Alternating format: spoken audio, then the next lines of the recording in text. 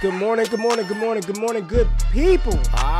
Yeah, you know what it is. Hard worker, scrappy, unfiltered, and sometimes unhinged football content. Hard to explain, but you know it when you see it. Doing it daily our way. I don't know what you're talking about right now. Redraft and Dynasty Fantasy Football, we got you covered. You know their defense is ranked like 31st in the NFL? NFL draft prospects and rookies? Now you know you in the right place for that. Absolutely. All right, then stop saying it. Then we're done. And prop bets with my man Jay Rich. Count that money, man. Now wipe the crust out of your eyes. Get you a cup of coffee. It's time to wake your ass up with Ray G. You honestly are making absolutely no sense and you sound silly as hell. Good morning, good morning, good morning, good morning, good people. It is Wednesday, May the 4th, 2022. Y'all decided to wake y'all asses up with Ray G. And I appreciate you tapping in. If it's your first time on the channel, welcome. Good people in the building. Who we got? Who we got here this morning? I see Joe in the building. Dynasty Barry, Scott Connor in the building. The great Scott Connor in the building. Adrian, Mike, Todd, Timothy, David, John, Johnny. What's going on, Mike? How y'all doing? John in the building. Salvatore, Shane, Joe, Mike, Rains. It's a good day. It's a good day to talk some 2023 class. Look ahead.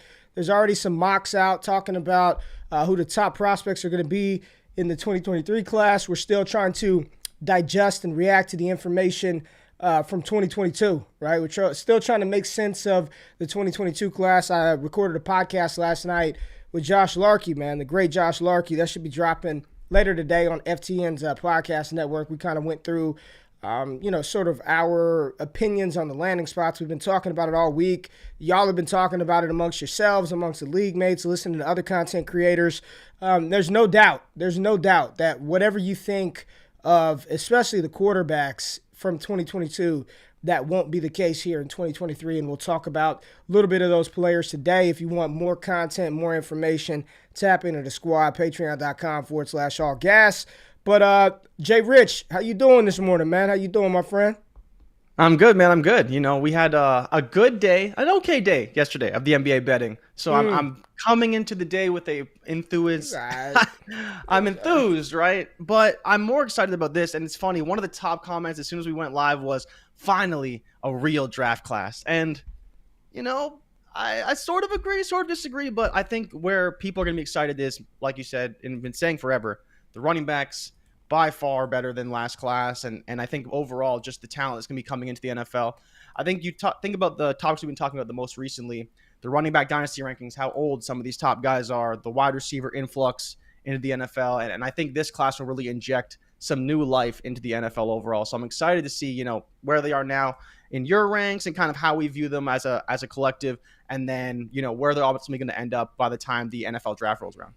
Well, I don't know if you saw, and I think I touched on this. I think I touched on it on the show on Monday briefly. But Mel Kiper came out and said that if he had to set the over/under for quarterbacks drafted in round 1 next year, he would set that number at 6.5, and he would smash the over on that. And then I was having this conversation, I know for sure, with some of the patrons last night, and it was like, yo, Ray, are there even 7 quarterback opportunity spots available in the NFL? Literally. And we went through like not even half the teams and we were already at 8 by the time we got done, like before we even went through it. You know what I'm saying? You look at it right now, Detroit probably in need of a quarterback. The Atlanta Falcons, you could put the Carolina Panthers up there. An interesting question was brought to my attention. Larkey asked me last night, we were recording, what happens to Zach Wilson? If Zach Wilson, with all the weapons that he has this year, listen to me, if Zach Wilson goes out there and fails and looks terrible again in year 2, the Jets are probably going to be drafting high and be in a position to take a Young, a Stroud, a Richardson, a Levis, whomever it is. Would they really pass on that for another season of Zach Wilson if he fails? We went through the Giants. They're probably in need of a quarterback, declining Daniel Jones's 5th-year option. You know what I'm saying? We'll see what happens in Tennessee with Ryan Tannehill. Do they extend him or do they dump him? And is Malik Willis the guy or is he not? And I don't think being a third-round pick is going to lock him into any guaranteed opportunity. If Tennessee's in a position to get one of these quarterbacks. So the point is, there are absolutely Seattle. They need a quarterback. There are absolutely the landing spots available for some of these quarterbacks to take over and eventually be drafted as a replacement. Indianapolis with Matt Ryan. How much longer is he going to be there? So you start going down the list and you're like, damn. There really could be, 5, 6, 7 quarterbacks. And I know it's far out, right? A lot of things are going to change. There are going to be some players that rise to the forefront that we're not thinking about right now. And there's some players that we're thinking about that will fall. Remember when we did this a year ago, this time last year after 2021, the consensus number 1 overall pick to the Houston Texans was Spencer Rattler. You know what I mean? And that was like locked and loaded. It's Spencer Rattler. Yeah. And then got to a point in time where players like Carson Strong, mocked in the first round by big industry analysts, he went undrafted. So a lot of shit still going to shake out, remain to be seen.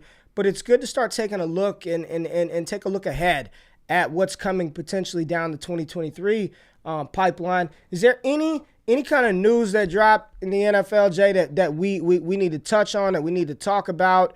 I'm trying to pull up this mock draft database thing where you can kind of look at all this composite. I don't even know what the damn thing is, but is there any news that we need to get into? Not that I've seen so far. Steelers declined Devin Bush's option, which was kind of surprising, to be honest. And then, like the DeAndre Hopkins news. But outside of that, not really anything to – it's mostly the comments made by Ryan Tannehill was the biggest thing popping through the news yesterday, where he's saying he isn't supposed to be Malik Willis's mentor. And there was a story about him having a really rough time after the AFC game against the Bengals. It is what it is. It's still a slow time. What we did get, though, I don't know if people did see this, was that they released the schedule for rookie minicamps, and they start in the next couple days. So we may see some hype videos, some sell windows maybe opening for some of these players if you have them on your roster. So definitely look out for that, because that will be a time when, as Dynasty fans, we start to see some things pop up out of nowhere.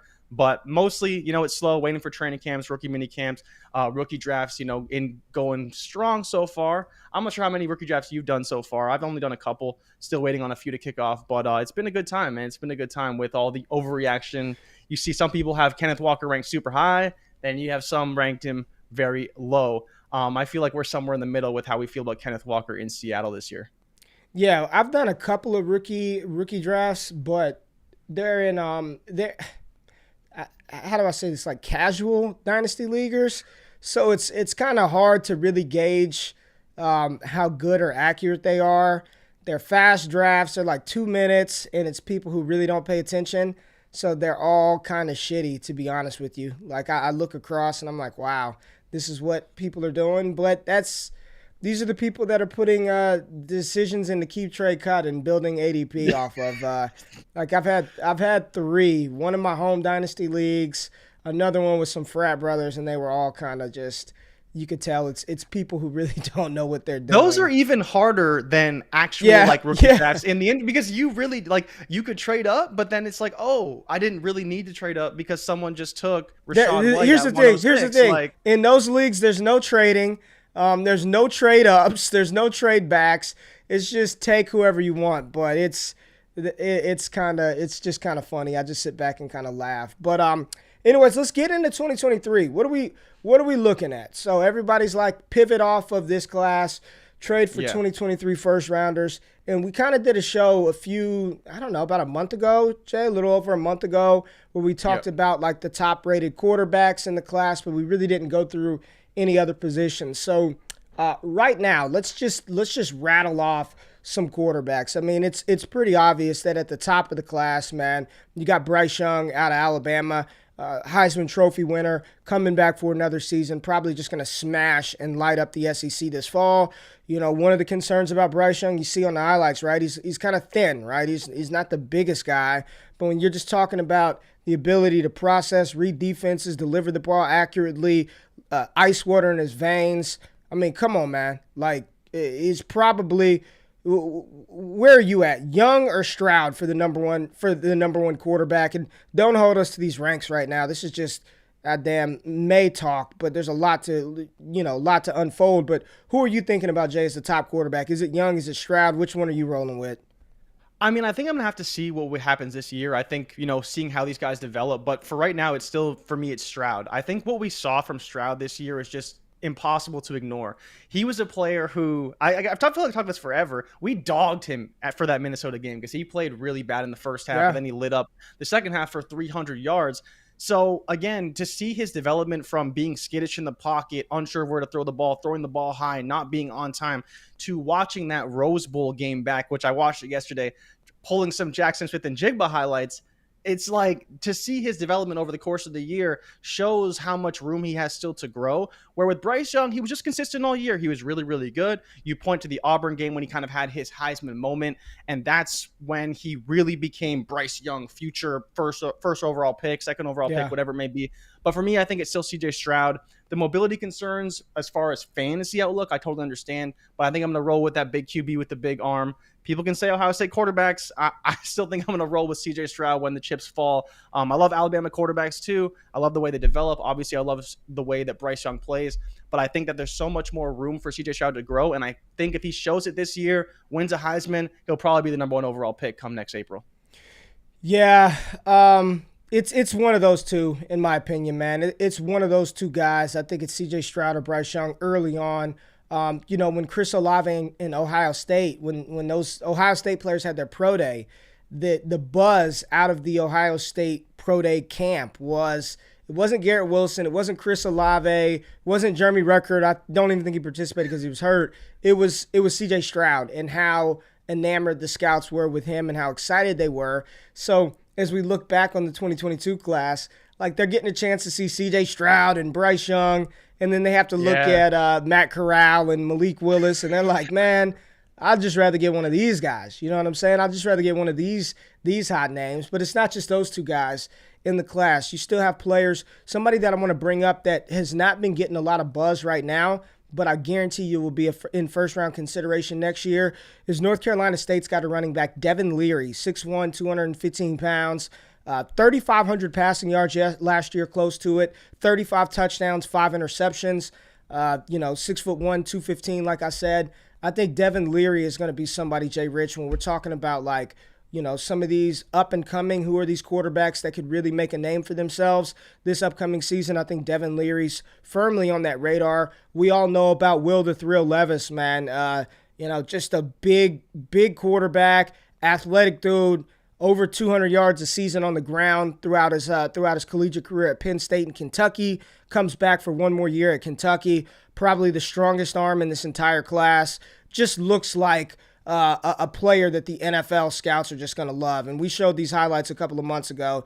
You just look at the ease in which he throws the ball, his size. I mean, it's just a flick of the wrist. That is we're just watching this, Jay. Like, I mean, every time I watch it, I'm just like, this is just nuts, right? This is one of those highlights that when you're just scrolling Instagram at 2 a.m., Will Levis just pops on your screen. You're like, damn, that was him? You just see it, and you're like, all right. So it's not just the arm talent, right? He's got some areas of his game he needs to improve on. I was talking with one of the Devi Watch guys, and he, I think Mike Renner put out a mock PFF, and they had Will Levis at 9 overall to the Seahawks. Yeah, had him as a top 10 pick. He's just, the talent is there, right? And what I say is the pathway to first-round draft capital for Will Levis has already been laid beautifully by one Zach Wilson. Like, when he does shit like this at his pro day, people are going to be like, man, the arm strength, right? It's Josh Allen, mini version of Josh Allen. You just see it coming.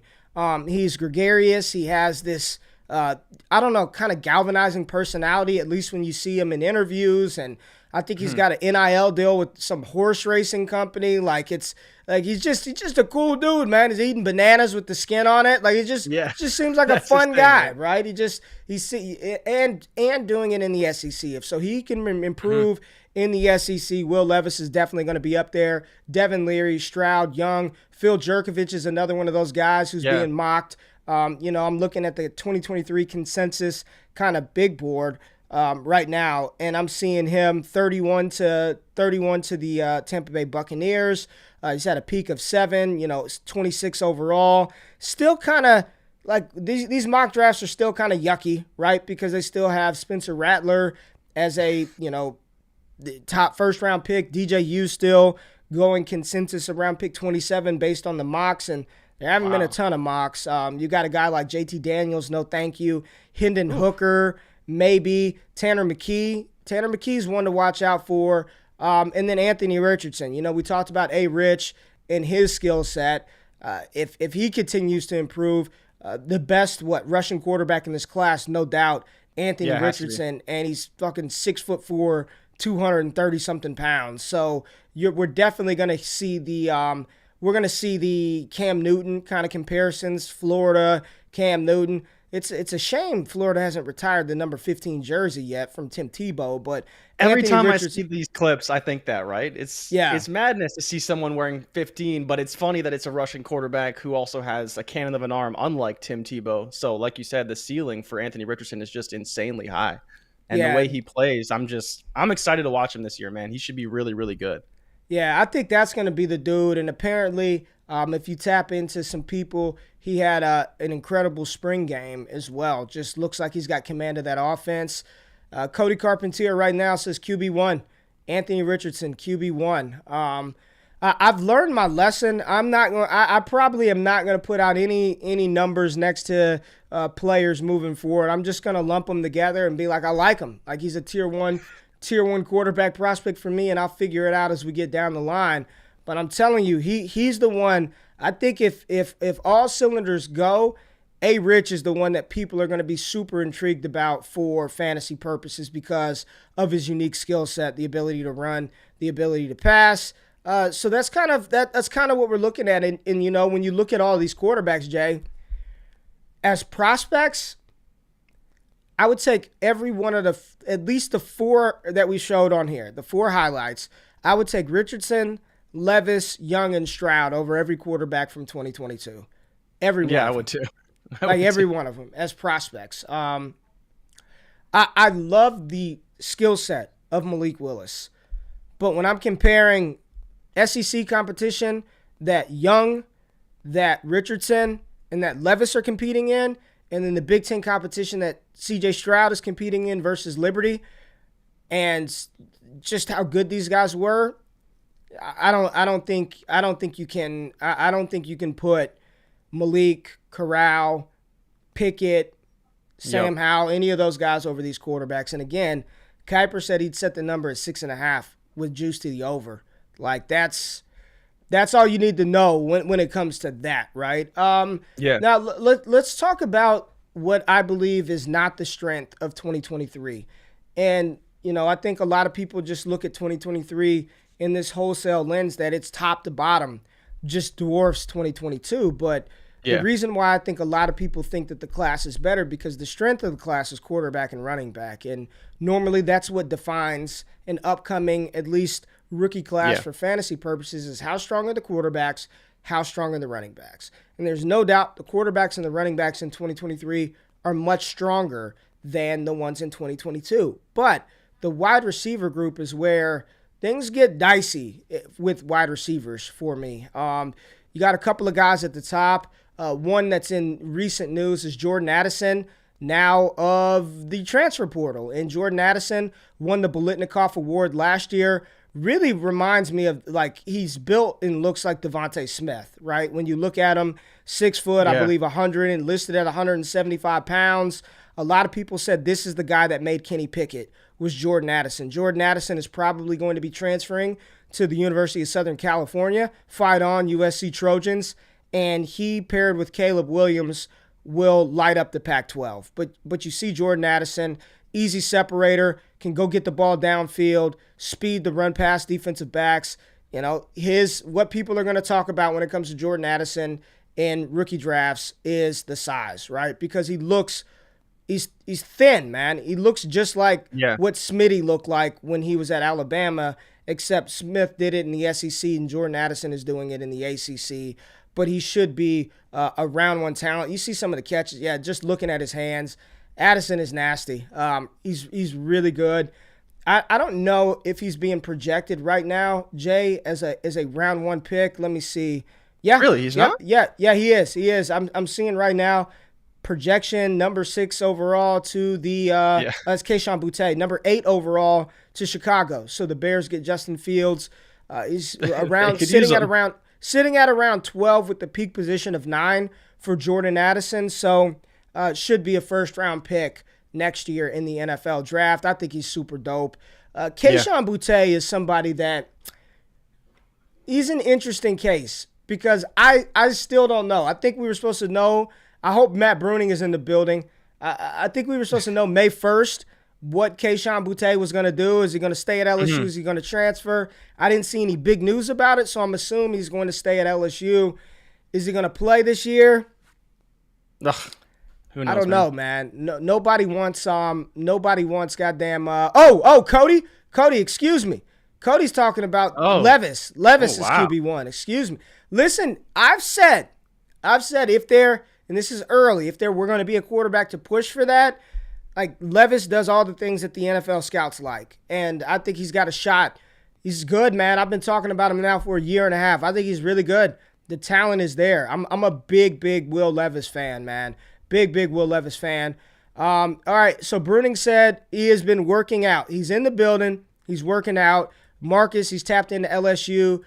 Mike A said he's staying at LSU, so there he is. If he's working out and he's playing, Kayshone Boutte, Tier 1 level prospect. I still have him in my ranks, man, right now, Tier 1 in 2023. So I haven't even moved him. It was just we wanted to make sure that he was playing, right? I know a lot of players don't really like Brian Kelly, so we were trying to figure out what was going down with Kayshone Boutte, but another LSU wide receiver that wears number 1, very similar body size as Jamar Chase, different player, but Kayshone Boutte going to be up there as one of the top wide receivers in the class.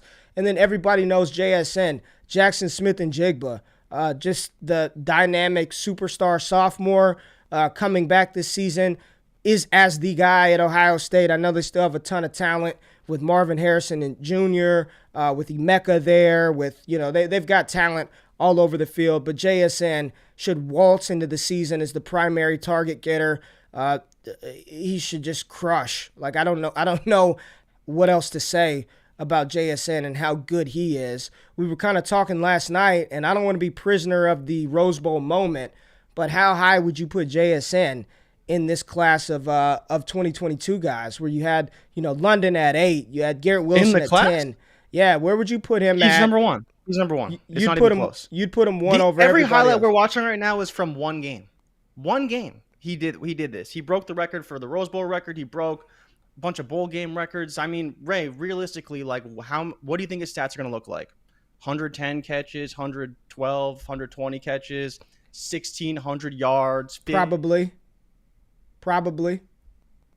Jay is glitchy. Jay's glitchy for JSN. Jay's a little glitchy this morning. We heard nothing, but I think he's gonna smash. To your point. You didn't hear that?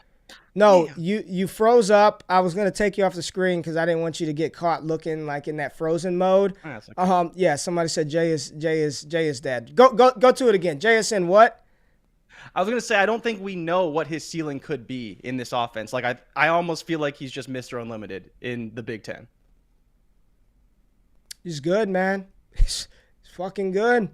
He's good. He's my wide receiver 1 right now. Like, that one I have no problem. Like putting a number next to the wide receiver position.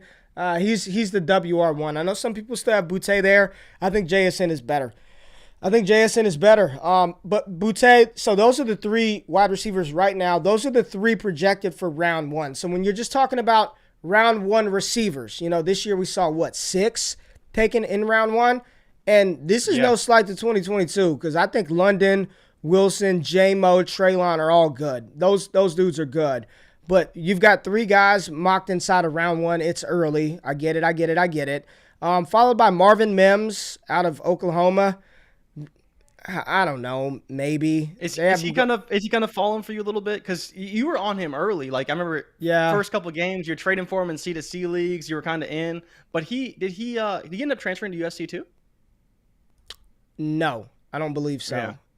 That's a problem. We'll see though. I still like Mims, but there's no way I'm putting him in that upper echelon category. You got Raheem Jarrett out of Maryland. Yep. Like him.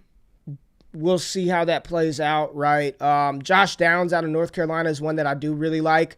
He's a smaller, shorter wide receiver, but built very well. I like Josh Downs. I think he's going to do really well at North Carolina. And North Carolina cats have been getting love lately outside of the quarterback, right? You got Quentin Johnston, the big dude out of TCU. I'm going to just tell y'all like this. He's the last one. If this dude doesn't hit, I am done. I am helmet scouting the same way I do Baylor wide receivers. If Quentin Johnston does not hit, I'm out on TCU wide receivers. That's it. Fool me once, shame on you. Fool me twice. As President Bush once said, you can't get fooled again. I'm not doing it again. If Quentin Johnston fails, I'm out on TCU wide receivers for eternity. Call it lazy scouting, call it what you want. I'm out on Baylor wideouts, and I'm going to be done with TCU wide receivers. The Big 12, it's getting sketch, man. It's getting sketch. I think it makes it really, really bad. And then other people are mentioning Jermaine Burton now playing at Alabama. He could be another guy who could be in for a big year, right? Yeah. I mean, he's still clustered. Yeah, I like Burton, but he's not up here with these guys right now. I wouldn't take Burton over Johnston. I wouldn't take him over Downs. Definitely not over Addison, Boutte, or Njigba.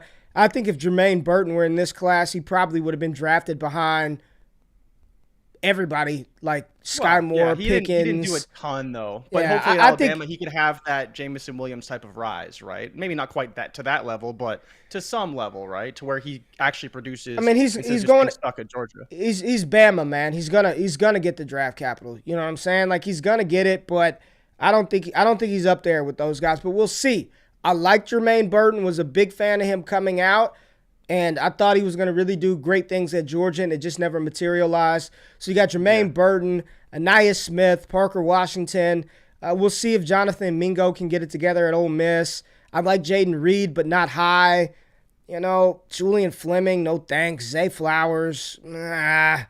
It's just a bunch of dudes in a cluster down there. I think the top guys that really should be on our watch list at wide receiver, JSN, Boutte, Addison, Downs, Johnston, Burton, Mims, but overall, that is not the strength of 2023. That's not the strength. It's goddamn quarterback and running back, and we kind of talked about the quarterbacks, running backs. Y'all know who it is at the top. I mean, it's this guy. It's Bijan freaking Robinson. There are some people right now who say he should be valued as a top 5 dynasty running back right now. He's the best running back in the country. Dual threat. Running the ball, catching the ball, running people over, running people down. It doesn't, like, he's the 101. Like, I don't care. Barring injury, and I'm knocking on wood here right now, he should be 101. There's nobody better in the country. His elusive rating and broken tackle rating on limited volume, and he wasn't even fully unleashed last year, still sharing work with Roschon Johnson. It's just like the kid is just, he's an animal, man. He's an animal. You just see this, and I just want to watch this all day. You know, Bijan Robinson, Jay Rich, or Bryce Hall. Right now, you got one shot. Bijan or Bryce Hall? Who do you want? I think I'm still taking Bryce Hall, but to your point, yeah, I think I'm still taking Bryce Hall because I do get the extra year of production. But to your point, and we talked about this actually, Bijan will walk into the NFL as a top 5 running back before he has any draft capital, and he's. To your point, he may even be a top 5 running back right now, and he still has a year of playing at Texas to go through. But, I mean, the talent's been there from the moment he stepped on at Texas. You see it in his one-handed catches that he's making in high school. He can run, he can catch, he's fast, he can do everything. He's elusive, he's powerful. It's just he's nothing we see in college football even right now. He's clearly the best running back in all of college football, and by the time all these older running backs work their way out of the NFL, oh man, Jay Rich is struggling right now. Jay Rich is struggling right now. We'll take him off until he gets it together. It's okay.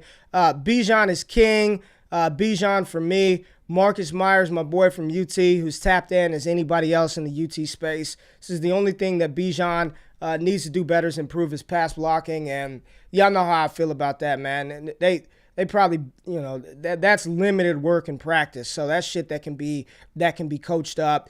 He's incredible, man. I see some people talking about Gibbs over Bijan for PPR. I said that at one point in time, but he could catch the ball just fine. Like I don't care. I don't think that there's for what we're looking for. I don't think there's anything that he needs. I mean, of course he can improve his game, but I think he's ready to go right now. And if you said, Ray, you can only pick one of the running backs, Bryce Hall or Bijan Robinson, it would be Bijan Robinson for me over Bryce Hall. And I love Bryce. I just think that this kid is. I don't want to speak wildness right now, but when you're talking about running backs that have come out over the last 10 years, just as prospects, it's hard to ignore Saquon Barkley as a prospect and what he looked like. But man, this kid is right there with some of the best running back prospects that have come out. Beacon said he's the next AP. Again, I don't want to speak too highly, man. But yeah, Marcus put me on Bijan coming out of high school, man. He also put me on damn Jake Smith, who was horrible. So you're 50% hit rate. All right, we got Zach Evans. So if we're not going to go TCU wide receivers, we'll go TCU running backs. Zach Evans, not here anymore, but he played at TCU, so I'm still lumping him in there with the great LT. He's at Ole Miss right now, so he should be set to smash. Zach Evans, Ole Miss running back, played at TCU, transfers out. But, he played at TCU, so he's got some LT mystique on him. Hopefully he can make it happen down there with Lane Kiffin. I think Zach Evans right now, I have him as a tier 2 running back that can move inside of tier 1. You got Sean Tucker out of Syracuse. Jahmyr Gibbs. We talk about Jahmyr Gibbs. Some people like what he could bring to the table. I think he's the best accelerator in this class and probably the best pass-catching running back. And now he'll be at Alabama and have a chance to play with the Alabama Crimson Tide. You just see him in the open field. Reminds me of he just looks like Alvin Kamara to me when he's running the ball. I think Jahmyr Gibbs is going to be incredible. The issue with him is going to be his size, right? Like, how big is Jahmyr Gibbs going to be? If they say he's listed sub 200, that's not going to cut it. But man, he looks like he's got some size on him, man. So I'm a big Jahmyr Gibbs fan. Right now, he's a tier 1 running back prospect for me, clustered in there with Sean Tucker from Syracuse, whom I absolutely love. But when I'm looking at sort of the database and seeing where these guys are getting drafted, you're not seeing Sean Tucker sort of get that high draft capital like a Gibbs. We're seeing Gibbs right now, peak of 12, being mocked around 25 overall. Zach Evans 31 overall, and then Sean Tucker 53 overall with the peak of 43. This is my concern. I'm gonna bring Jay Rich back, see if he's back. This is my concern with Sean Tucker, is he plays at Syracuse. Yeah. I don't know how that's gonna. I don't know. If he smashes this year, it shouldn't matter at all. But just right now, Syracuse running back, I don't know how the NFL is gonna feel about it, Jay.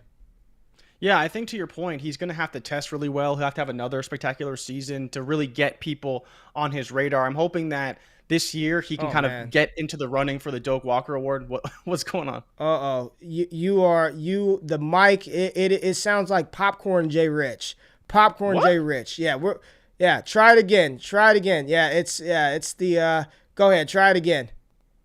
Oh, I don't know. I mean, yeah. So I mean, for me, it's nope, Jay. It's not. It's popcorn. Are y'all hearing that too, or is it just me? It's Syracuse effect with Sean Tucker, Tank Bigsby. I mean, you see him falling, man. You see him falling. All right, Trey said he sounds fine, so all right, he's good. Go ahead, Jay. This is just another case of you blaming me, and I'm looking around, what could be the problem? But more importantly, yeah, Sean Tucker, I think he needs to get some media love, and I think that's the biggest issue. Playing at Syracuse, he's not getting that. But for me, I think he deserves to be in there. To your point, can he get into the first round? Probably not. He's not that good. Realistically, it should be just Bijan Robinson. And I think there's a small chance Jahmyr Gibbs with a spectacular season could be up there as well. Marcus is talking about playing in Alabama, man. It does things to people's draft stock. Not to say he's going to go in the first round, but he could definitely be in that high second round overall for sure. Yeah, I don't think he's going to be first rounder either, Jay. But playing at Bama, you're going to get the Bama.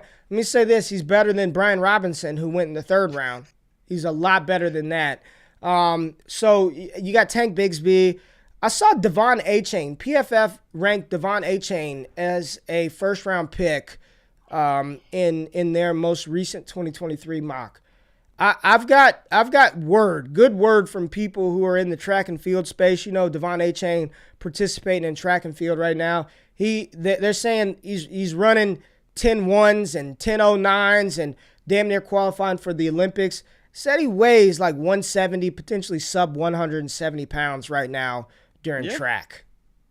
I mean, what are you gonna? That's what he wants to do too, right? He could be an Olympian if he keeps training, keeps working on it. There's no money in track and field though. You know, like there's no money in track. So I don't know. I think he's really good. Some people are saying Jamal Charles.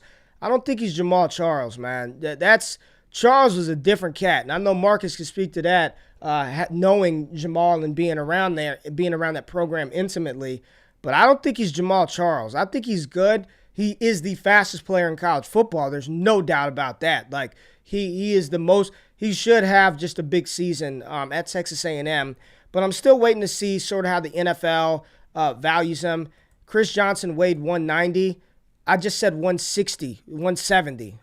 So there's a little bit of a difference between 190 and 170 pounds, 180 pound running back. So we'll see. And if you're telling me he's going to be Chris Johnson and we're going to bet on that level of outlier, then okay.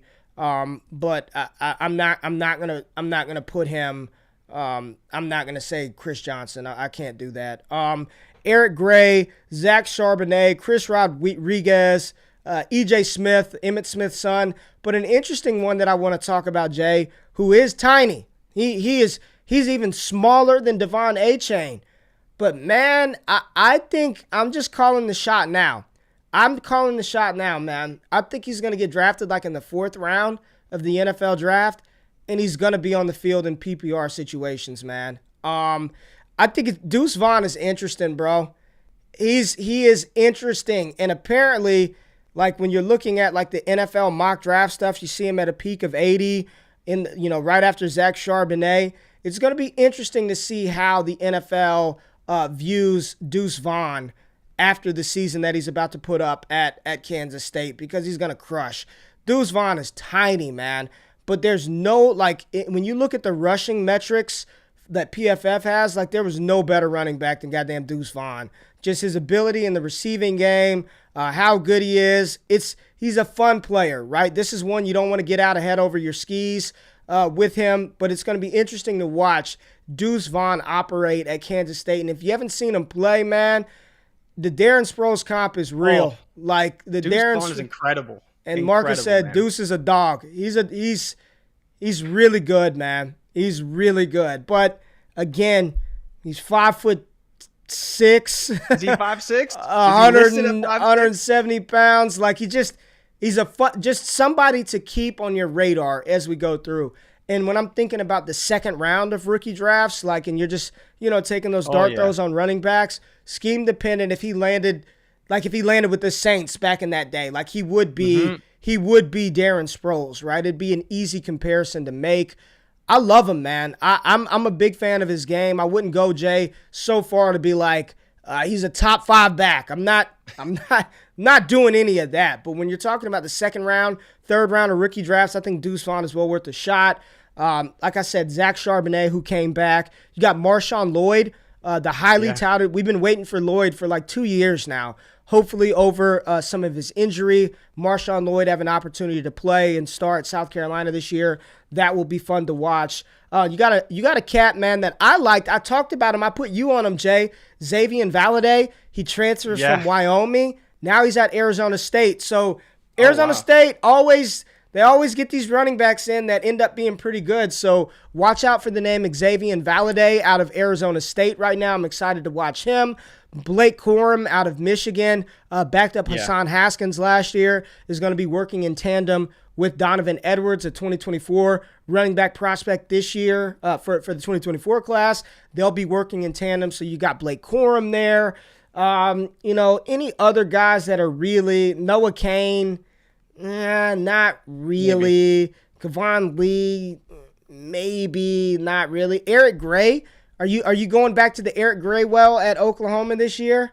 Are we back on Eric Gray? There's not really a we here. You were really pushing the Eric Gray train, and it's not that I didn't like him. It was just I was unsure, right? And I think now we're at the point where he's probably going to be maybe valued higher than Deuce Vaughn. I think that's a great comparison. Is Ray? If you let's say they both got 3rd round draft capital, would you take Deuce Vaughn over Eric Gray in the NFL? Skill sets are very similar. Production, if they had similar draft capital, like 3rd round for both of them. Yeah, I'd take Deuce Vaughn over Eric Gray. Yes. I think his skill set. He's got a unique skill set. He will. Let me just get it clear. Deuce Vaughn will not be command. I mean, Boston Scott was usable, and he's 10 times better than Boston Scott. Like he's 10 times better than Boston Scott. He will fit a role, and I think he will play that role well. Blake Corum is dope, man. Like every time he was on the field, he was making plays. I liked him coming out of high school, man. Yeah. So I'm excited about that one. And Marcus said it right there, Vaughn over Gray. Yeah, Gray kind of hurt me, man. Like he was supposed to do it last year, and he couldn't beat out Kennedy Brooks. He couldn't, command the workload. Like he got relegated to the bench at points of time last year, man. So not good. Not good for Eric Gray. Kendall Milton out of Georgia, I'm good. Yeah, maybe. I got him in tier 4 right now. I never believed in it. He's a big bruising back, not really fast, not a lot of speed. Jace McClellan is one that we didn't talk about out of Alabama. Tore his ACL, which led to opportunity for Bijan Robinson. But with Jahmyr Gibbs being this year, that tells you everything you need to know about what Alabama's thinking about. Jace McClellan. And there's only 2 tight ends that I want to talk about before we get out of here. One is Jaheim Bell out of South Carolina, who he would have been the tight end 1 in this class, I think. Oh, for sure. I think Jaheim Bell would have been tight end 1 over Trey McBride in this class. He's like let me use this. He's a enormous version of like Deebo Samuel, and they both played at South Carolina. There you go. He's the tight end version of Deebo. They want to give him the ball out of the backfield. He's more like an H-back. Like he kind of reminds me of, you remember Chris Cooley, Jordan Reed, but more athletic. Like way more athletic than Chris Cooley or Jordan Reed. So Jaheim Bell pushing for TE1, but right now it's the big boy. Don't you just go ahead and say it. Who is he? Who is he, Jay? Who is he? He's just Baby Gronk, because he's Gronk. He's got to be Baby Gronk. He wears 87. Notre Dame. He's big. He's white. He's big and white. He wears 87. Runs over people. Yeah. Scores touchdowns galore. Just down the runs field. Routes too.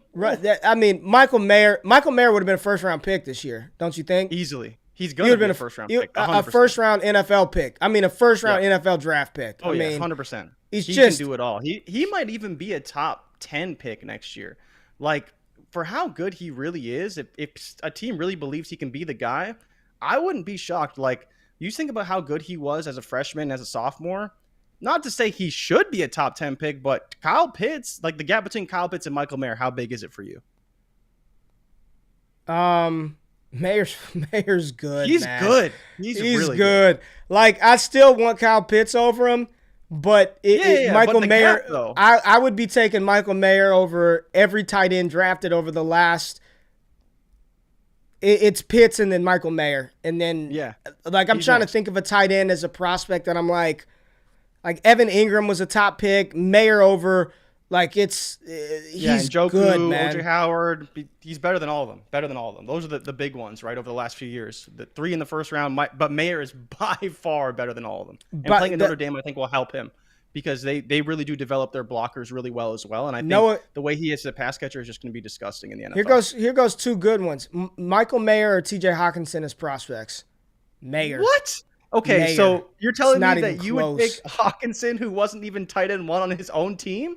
I'm sorry. Yeah. I'm taking All right, Michael Noah Mayer. Fant. Scott Connor says Noah Fant or Mayer. That's a good comparison because Noah Fant was that dude. I still think I'm taking Michael Mayer, though. Mayer's I think he's a better Fant. prospect. He might not be more athletic. He might not be more athletic, but he's a better prospect than Noah Fant, in my opinion. Yeah. Here goes the real one, right? Michael Mayer or Brock Bowers? We'll see.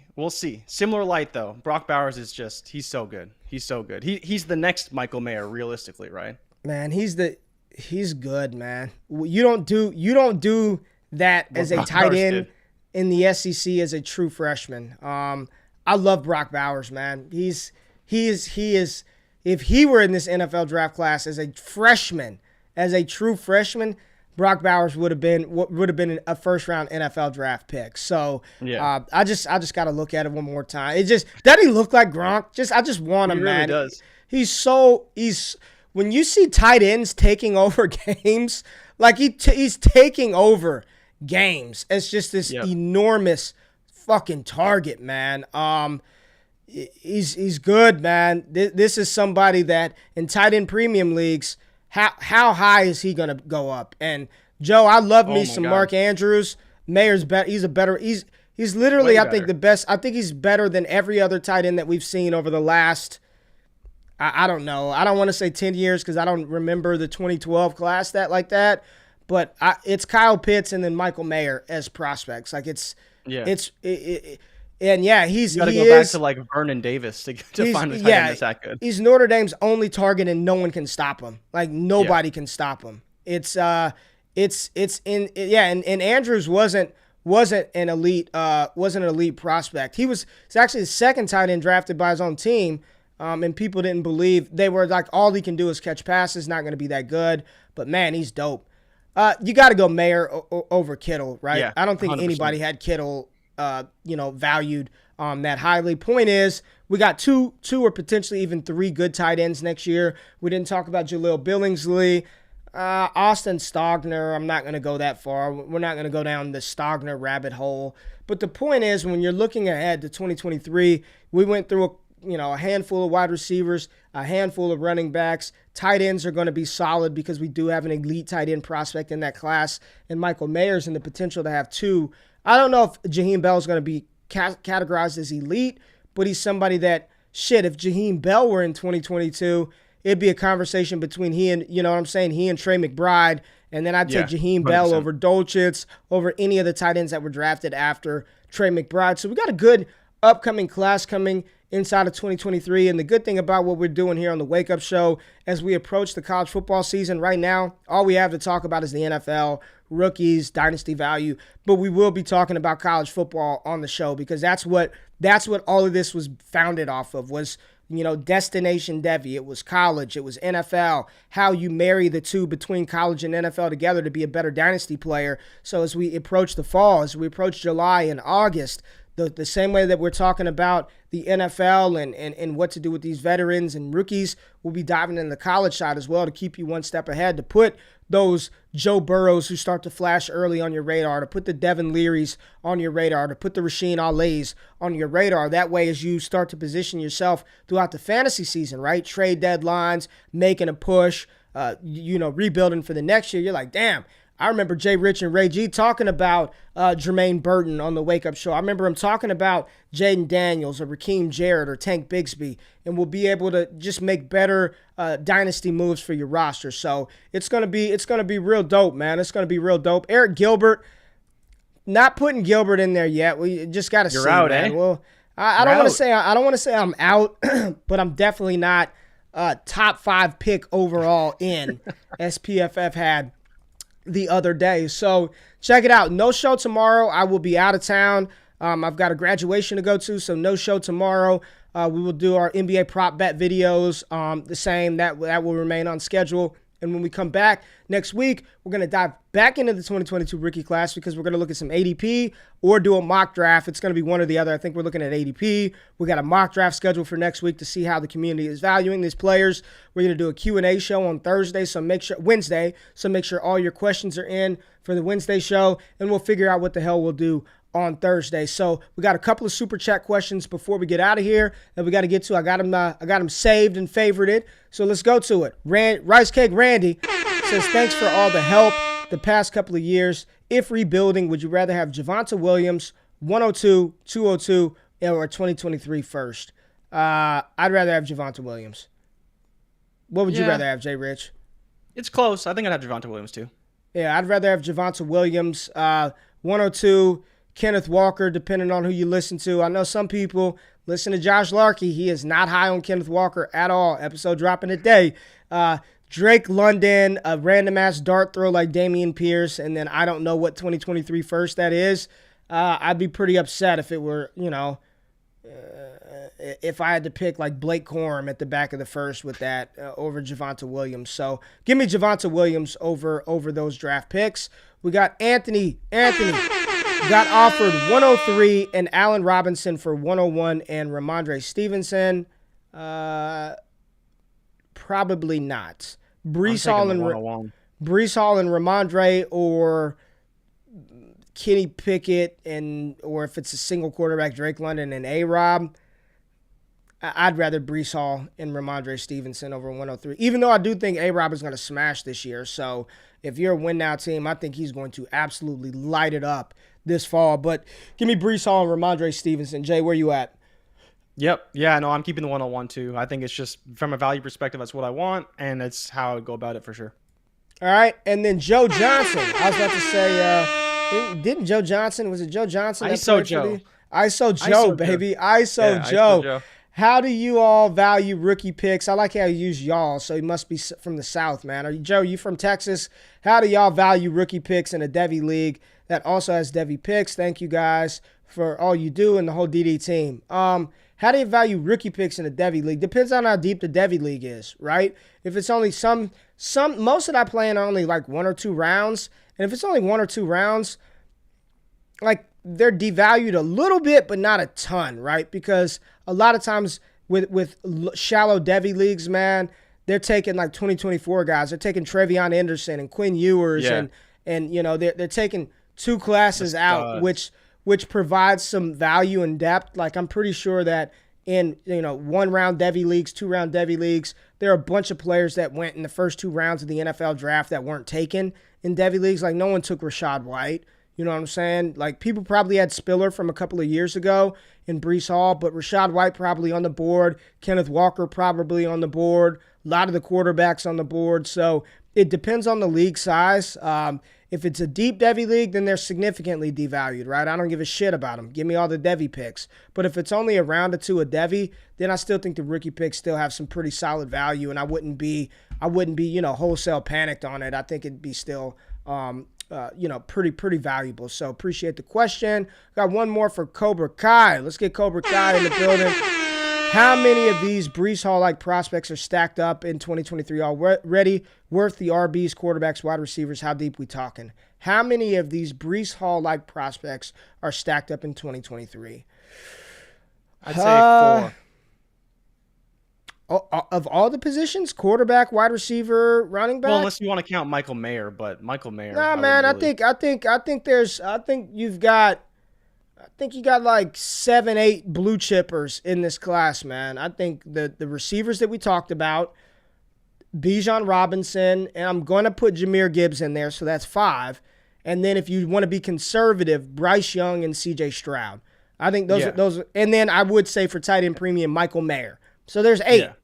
There's 8 premium prospects right now that would be right up there. If you smash Breece Hall in with those 8, they'd all be clustered together. It wouldn't be Breece Hall and then those 8. It's going to be Bijan for me, and then the quarterbacks, then Breece, then some wide receivers smattered in. So I think it's the elite ones are elite. And again, I like Sean Tucker right now. I think he's my RB2 in the class, but we got to see how the NFL values Syracuse.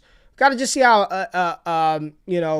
the NFL values a Syracuse running back. Yeah, and that's what he meant, blue chippers. Yep.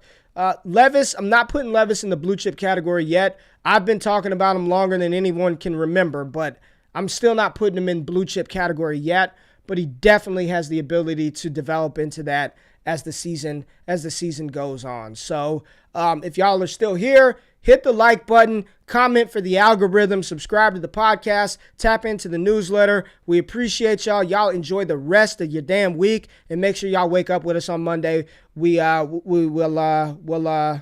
come back.